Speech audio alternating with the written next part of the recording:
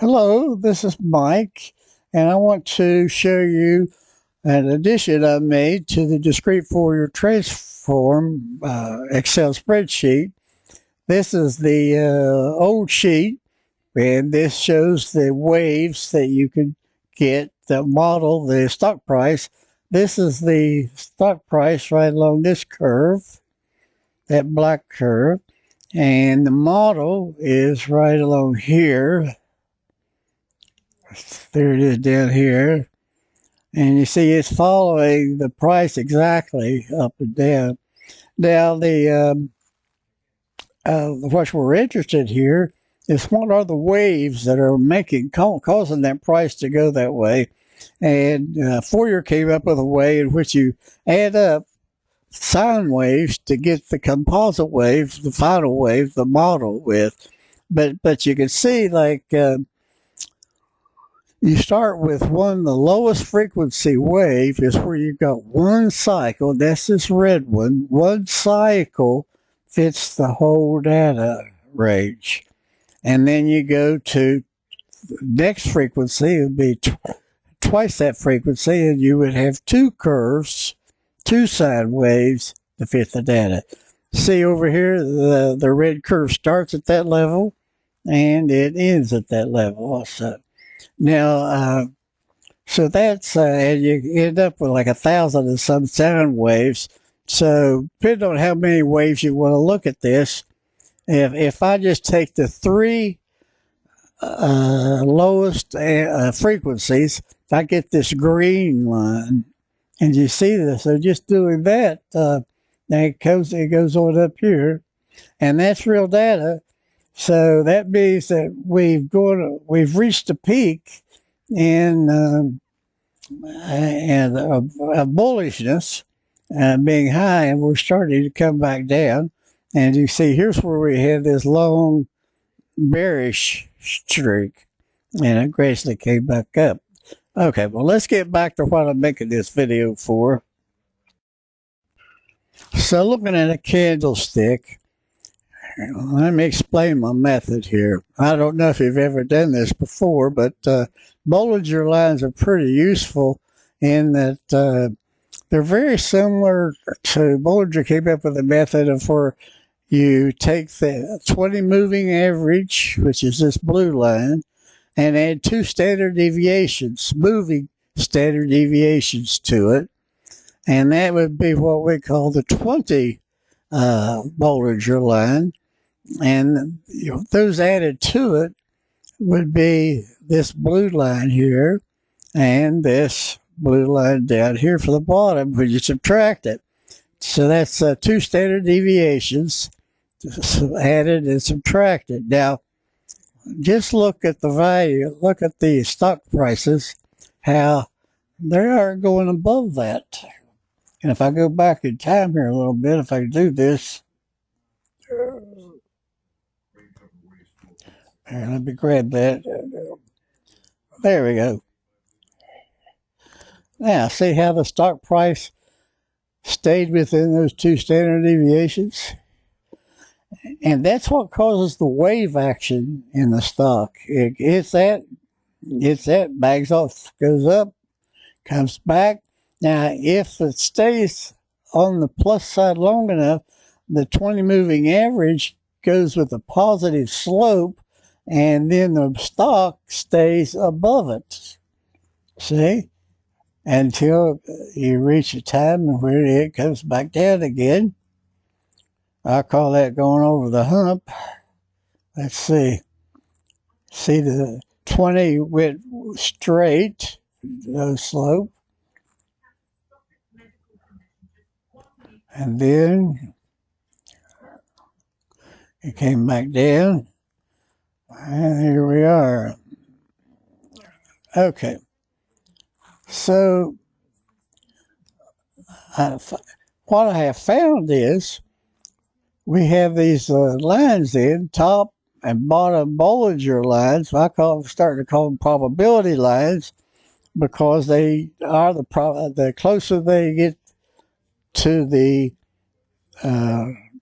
two standard deviations above the moving average, the more likely they are to turn around. They're in a low probability zone. And I can run those for different moving averages. So if I do the 2, I believe that's this one. 2, there's the top 2. There's the top 3. Now notice what these are doing is the price came up, the 2 came up, then the 3 came up, then the 4, but now it's starting down and they start coming down. So here you've got, say, the 3 is coming back down through the 4. Now, evidently, there are some rules that I don't know, constraints that only certain of these lines are allowed to come down through another one, and that determines what the price action is for the day. Like, say the price is rising and these lines are rising.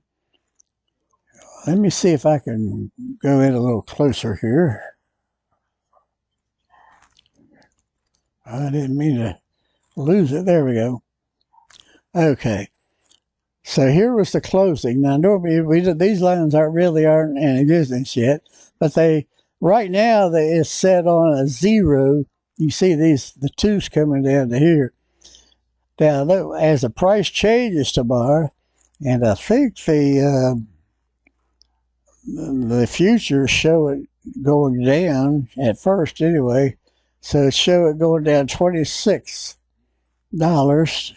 The S&P going down $26 tomorrow. Oh. I keep going. There's one I'm looking for. These values will change. Well, see that brown one there? It's about to go up and hit that. And it could be that would be one where it is allowed to cross, and that's as high as the price will go. Or same thing for going down. That one may come down and hit that one, and that's as far as the price could go. Could be these aren't allowed to overlap.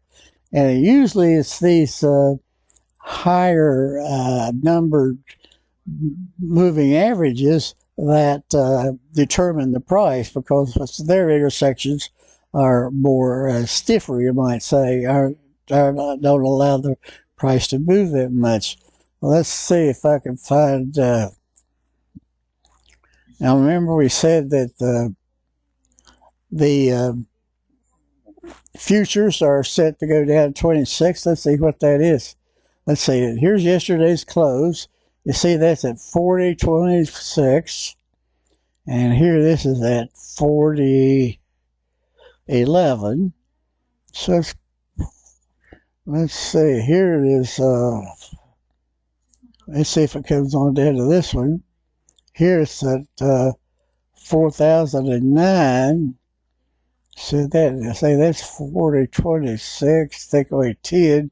That would be 16. So the futures have that go down even more. Let's go to the bottom one. Now here, I think that's the 2. So they've got the 2 going down here. And I bet that that's right at 4,000. So there's your 26 drop right there.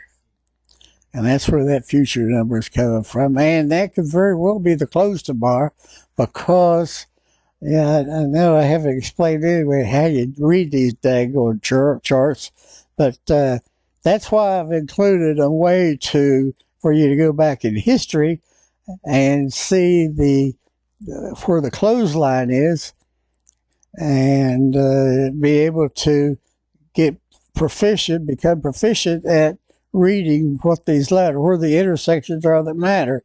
And that is the major intersection here, the 2. That's the 2. If it says the bottom 3, oops. What's this one? That's the bottom 4. Okay. And there's the bottom 2 a bit. Bottom 2, yeah. Now, I would say that would be the more, but it would have to come on down here. It would have to pass up the bottom two, but that does look awfully big, doesn't it? But that let's see, let's make a prediction. See what it is tomorrow. That's down to 40.10, and this is at 40.26. So that would be going down to $16. Well, that's why you're doing to see tomorrow, see what that is. If that goes down $16, well, that was a pretty good prediction there. But hopefully some way I'll be able to get an algorithm to choose these intersections. I've got one now that will identify the intersections, but there's still a way to put a weight on them to see which is the most likely to occur. Anyway, that's what the new program does, and I have included a help screen with each one. You see, here's a help screen with the probability chart, and I've got one with the candlestick chart. Here it is. The help red showing you what the nope, that's not there. Here's the candle help. There we go. And that shows you what everything is in this candlestick. Well, that's about it. Better get off of here. And if you have any questions, you can email me. And if you want to buy the program, it's available from my website, which is listed below on the YouTube channel. And for this one, I'm asking $100. It's just so much extra work.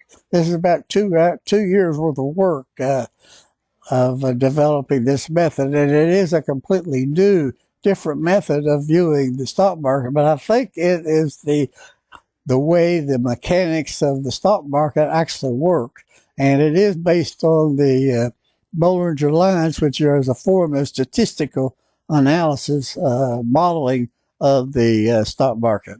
Anyway, well, thanks for listening, and I'll see you in the next one.